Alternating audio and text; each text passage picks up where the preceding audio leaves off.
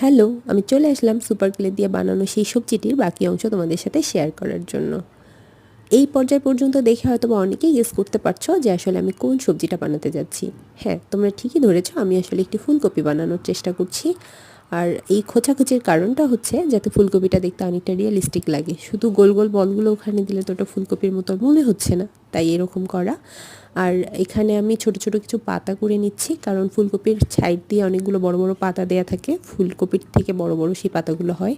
তো আমি সেটাই এখানে ক্রিয়েট করার চেষ্টা করছি। আমি প্রথমে এখানে 4টা পাতা করে নিয়েছিলাম, বাট 4টা পাতা লাগানোর পর মনে হচ্ছিল যে ফাঁকা ফাঁকা লাগছে, এনাফ না, কারণ প্রচুর পাতা থাকে সাইড দিয়ে।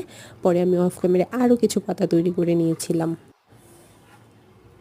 তো পাতাগুলো তৈরি করার শেষে এবং পাতাগুলো লাগানোর পর আমার ফুলকপিটা কেমন হয়েছে এবং কতটা রিয়েলিস্টিক লাগছে অবশ্যই জানাবে। আর নেক্সট ভিডিওতে আরও ভালো কিছু থাকছে ইনশাল্লাহ। আল্লাহ হাফেজ।